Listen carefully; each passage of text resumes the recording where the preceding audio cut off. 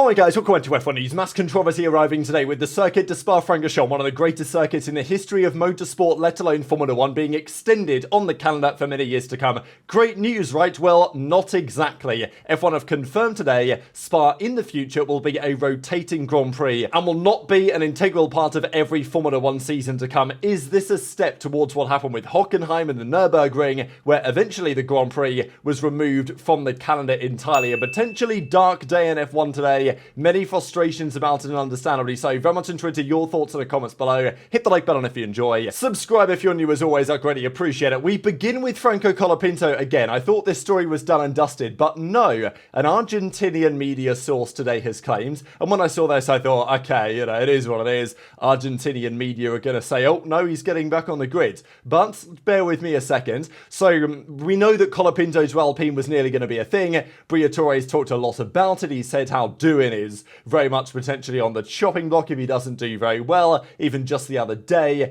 Briatore from Alpine was saying Colapinto's still on our radar and all this stuff. So it was pretty clear that they were quite close. And I don't know, maybe if Colapinto did a bit better towards right at the end of the season, they literally would have cut Doohan before he even got a drive in Formula 1 instead of Franco Colapinto, bringing him into the team instead. Colapinto wasn't that good in the last few rounds compared to how he performed right at the start of his debut with Williams, obviously Baku, Singapore, for example, but it seemed like the interest had wanes there, and of course Williams don't want to let him go to another team and then drive for them when Williams in the next couple of years may need their own upcoming driver, right? I mean, when Sainz departs, which you'd imagine that he may, and when Albon departs, which you'd imagine that he may, over the next couple of years, Colapinto would be the ideal man. That's why they didn't want to let him go to RB, to the Red Bull family, or at least maybe why Red Bull didn't want to get him was because they felt like they couldn't get him outright. Williams wanted to maintain his services to some extent.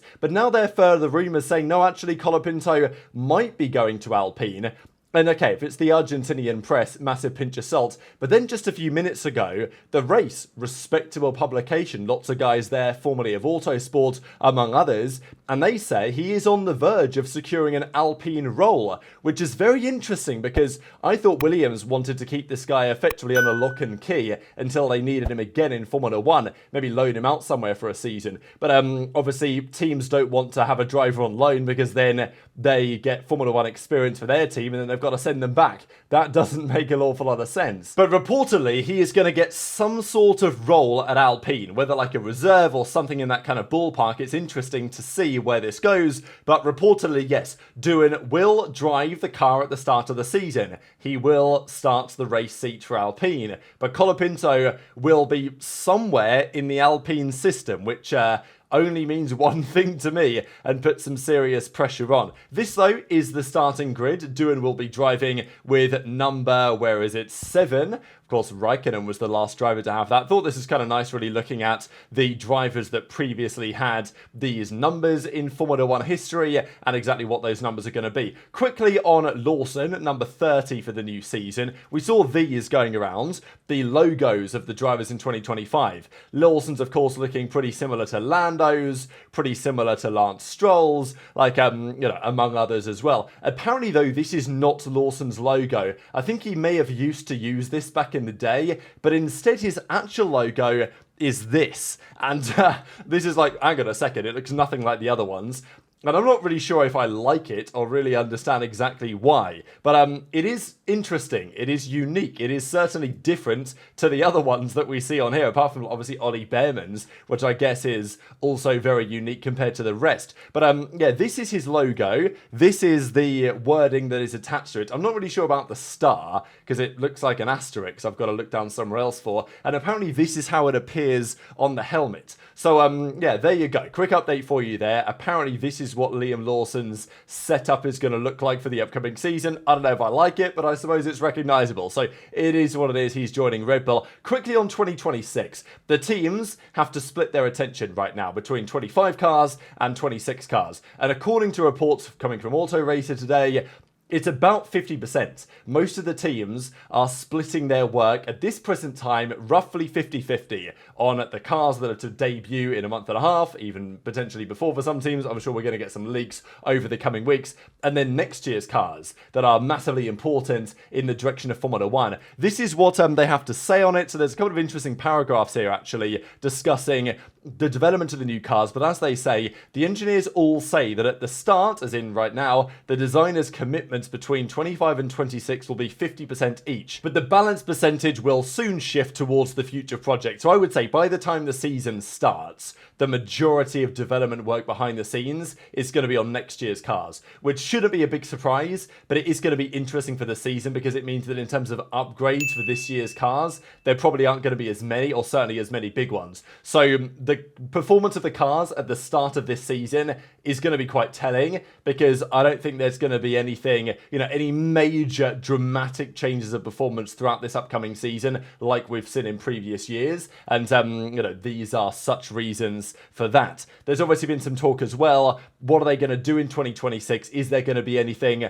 remarkable like the Mercedes Zero pods? Potentially, probably will be, to be honest. This, though, is what the car is going to look like. So it's not massively smaller. It's not massively lighter either. It will, though, apparently look smaller just because of the way the car is designed, especially the front wing. These are some of the images for you guys. Some initial renders of what the 2026 cars are likely to look like. Not massively dissimilar from today, from some angles. Definitely the front wing reminiscent of, 2008 kind of era regulation. So, I think the car looks better. Like, I'm pretty happy with how the car design looks overall. It's just, again, I think we'd like it to be smaller and lighter. But there was talk in the article as well that the cars are likely to be more drivable, more comfortable for the drivers as well. So I think that should help certain drivers. I think Hamilton will be happy to hear that, given that he's struggled in general with the way that these cars over the last few years have been designed. Speaking of his former team Mercedes, this I thought was kind of interesting as well, how apparently James Allison has cooked something up for the 2026 car. Keep in mind, this car will debut on track in well over a year,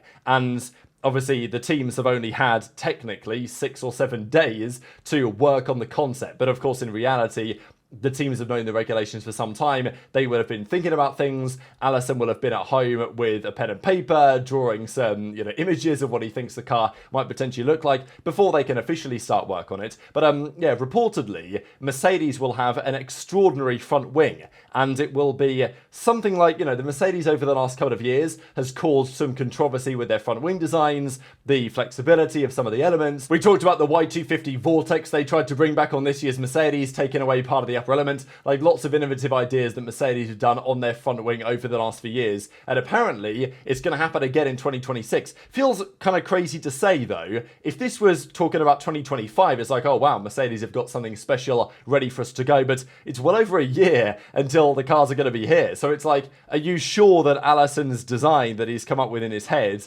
is actually going to work when they put everything together on the rest of the car over the next 12 to 14 months? I mean, maybe if it does, congratulations, the guy's a genius. And also, other teams still have 12 months potentially to figure out what ideas Allison has come up with here for this new car. Because I'm sure that Newey won't want to miss a trick, I suppose, compared to Allison. So very interesting stuff. But reportedly, when the Mercedes unveil their 2026 car, you're going to look at the front wing and say, wow, that is different to what the rest of the grid have done. But it may not. It's a long way away at this point. Who can really tell? Obviously, McLaren and other teams, they want to win this year's championship again. They want to win both this year. Great opportunity for them to win both. They've not won a drivers since Lewis Hamilton, of course, back in 2008. And the constructors that they won was long before that. They finally won just a few weeks ago. They've got a balance, however, the 2025 title push and the plans for 2026. They say it's going to be fine, but they've got to balance the percentages, as we have seen over the last couple of minutes, as have, of course, the likes of Red Bull and Adrian Newey as well, because he's joining, I think it's March the 1st, March the 2nd or something. He joins Aston Martin officially. The majority of his work at that point will be on the 2026 car. He did actually admit that Red Bull, because of his gardening leave, has blocked access to his tools, as in, the software and stuff that he had at Red Bull. Obviously, they're going to do that. That's no surprise. But they've not blocked access, of course, to his, like, you know, easel or whatever with his piece of paper on that he can draw everything that he wants to draw. So that's going to be the plan going into the new season. But we've got to talk about the drama today at Spa. So, great news. Belgian Grand Prix announces multi-year extension, and Formula One promoted this like it was a great thing. Wow, you know, F1 is going back to Spa. It's been a question over the last few years as to whether Spa's going to maintain the contract, because it's a difficult circuit for a couple of reasons. It's obviously a legendary circuit, one of the best ever in the sport with amazing history, and in my opinion, we should be there every single year. The calendar will not feel complete without Spa on it, as far as I'm concerned. But it is kind of in the middle of nowhere in the Ardennes forest. It's kind of difficult to get to. When Formula One think about sustainability and net zero and all this stuff that they love to talk about, they also have to consider the fact that getting to Spa can be a bit of a challenge for some people, public transport not existing as much, and, you know, some of these other factors. Now, maybe they shouldn't be factors, but they are always going to be factors, and maybe that's fair enough. But the reality is that we've been worried, especially with big money coming in from various other countries, as to whether Spa is going to even stay on the calendar at all. If you look on the calendar at the Grand Prix with the shortest contracts, they're basically all the best tracks. And I think it was inevitable that a day like today was going to come. So F1 say, breaking, we've agreed a multi-year extension with the iconic Circuit de Spa-Francorchamps that will see the Belgian Grand Prix on the calendar in 2026, 2027, 2029 and 2031. It's like, hang on a second, do you want to say that again? What about 2028 and 2030? But no, that is exactly the right story, that despite these amazing shots of the Grand Prix every single year at Spa, it will not be on the calendar in 2 crucial years and has effectively been demoted. Okay, it's not off the calendar, but it is been, you know, reduced in terms of its impact on the calendar. So the new contract runs from 2027 to 2031. So great, contract extension, but nothing spectacular really. And it's not even going to be on in 2028 and 2030. So this has been a concern now for some time, that many of these legendary circuits are going to start getting rotated. Domenicali talked about this with Formula One. I would say it's very likely that a similar thing happens to Imola in the coming years. In my personal opinion, as much as there's history in Imola, it doesn't produce the greatest races. With the modern Formula One cars, one DRS zone, it's not usually the best to watch, and there's already an Italian Grand Prix. So, in my opinion, I think if you have to, you drop Imola, you keep Monza, and then you keep Spa. My concern is that many of these tracks, Spa, Imola, even others we'll get to in a second, may start to become some sort of rotation. And as I say, we've seen this before when the German Grand Prix was at Hockenheim at the Nürburgring, and then we know what happened shortly afterwards, it was dropped. So whenever a Grand Prix is in a position where financially or for other reasons, because obviously a lot of these circuits as well, they've not got necessarily massive government backing or a council backing or whatever from these entities that are trying to say, hey, we want a Formula One Grand Prix in our city right now because we want the tourism and all the benefits potentially that come with that, such as what's happening in Madrid at the moment, as we'll discuss here in a second, with yet another what is likely to be a terrible street circuit on the outskirts of Madrid. That is the type of race that will be replacing Spa. And as a consequence, because you can't have 30 races on the calendar, and Spa as a circuit can't necessarily compete from a money perspective with some of these other entities that we are mentioning, you end up getting a situation where the legendary tracks are on their last legs. And this is, you know, a pretty big L, I'm not going to lie. So I don't really think anyone's happy about this, to be honest, apart from, of course, the host of the new races that it may well replace. But F1 says it is still to confirm a host of races in rotational years. So there will be maybe other Grand Prix. I mean, there obviously has got to be something else rotating, because otherwise, you know, Belgium, what's it going to replace with, right? But there's only one Spa Grand Prix, and there's only one Circuit de Spa-Francorchamps. It's so unique, and you know, it's such a great track. I will admit, over the last few years, has it actually produced the best races? Not necessarily. Like, you know, circuits like Silverstone, Interlagos, maybe Suzuka, maybe tend to produce better Grand Prix than Spa. But this year's Grand Prix was banging, to be fair, and it's still always spectacular to watch. Like, especially in qualifying qualifying. There's not many better sights in the sport than, you know, the cars going up OUTRAGE and Radion, and then of course the start of the Grand Prix as well is usually always mega down into Le Combe, but we're not going to get that every year, and we're only going to get it guaranteed until 2031. So these are the other tracks, the contracts that we currently have. Mexico is up in 2025. Imola is up in 2025. Vegas is there forever. There's nothing to worry about there if you're, you know, looking forward to the Las Vegas Grand Prix. It's not bad at all, like, you know, fair enough. But this is the type of thing that we are seeing. Baku, Kota, Barcelona, Zandvoort. Now, Zandvoort is gone. They've already confirmed that. The Zandvoort Grand Prix, another circuit with lots of history, and, you know, it's maybe not my favourite track, but it is a proper track, it's a proper circuit, and it has produced some good races and entertainment over the last few years. That is gone for sure. Singapore, Suzuka is going to be around a while longer. Then you've got Jeddah, Austria, Abu Dhabi, Brazil, and China until 2030. Miami has, unfortunately, a very long contract on it, seemingly as well. So, look, would everyone who is a Formula 1 fan, unless you live in Miami or something or have an affinity for that, I don't know, would they prefer Spa or Miami? I think you can guess the answer to that, but of course, money talks at the end of the day. Spa will be there until 2031, but it's going to be on a rotational basis, and I would not be at all surprised if Grand Prix such as certainly Barcelona, given what's happening in Madrid coming soon. I mean, look at that, the Madrid Grand Prix until 2035 on a track that's probably going to be terrible. But, you know, I don't know, maybe I'm being too negative there, but I feel like it's justified based on what we are seeing. In my opinion, I would say these circuits need to be on the calendar every single year. I would even argue Kota, actually. I think it's such a great track that should be there all the time. But certainly Suzuka, Brazil at Interlagos, Silverstone, Monza, Spa, Monaco, depending on your opinion on that. And, you know, those tracks just need to be a guarantee. They've got to be on the calendar every year, and it's not going to happen. I mean, obviously, you know, people have other expectations, what tracks they like, what tracks they don't. But, and there's many other tracks, proper circuits that I like. I'm just frustrated at the possibility of losing Spa, potentially even permanently, in favour of what, you know, because we know that there's money coming in elsewhere. There's people trying to make a Grand Prix in Rwanda happen. There's talks about like a Thai Grand Prix, potentially some money going on there. We know what's happening in Madrid.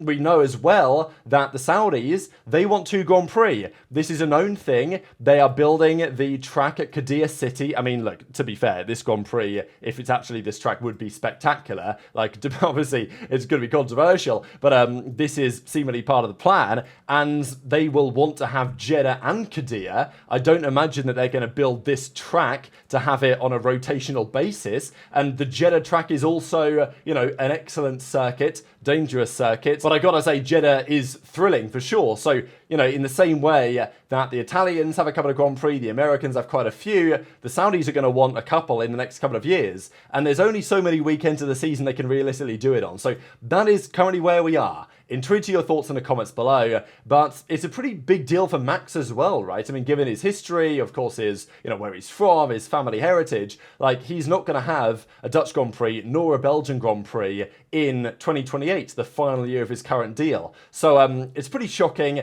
Unfortunately, it's not massively surprising, but that is where we are, unfortunately, I suppose, in Formula 1 today. Very much interested your thoughts in the comments. Just one final thing, pretty remarkable stat. Whether you think this is fair or not, you know, it's a statistic, so I'm going to share it. It's not exactly untrue. The last 2 drivers who have started on pole 4 or more times in a season, while in a car that was 4th or worse in the Constructors, Ayrton Senna with Lotus in 1995 and George Russell with Mercedes in 2024. Now, of course, there are various caveats due to the competitiveness of the season, whatever that make this true, but it is still pretty impressive from Russell. Whether he is Senna-esque, I think is probably a bit of a stretch, but you know, I guess the numbers don't lie. But very much interested your thoughts in the comments below. Hit the like button if you enjoyed, subscribe if you're new, take care, and I'll see you next time.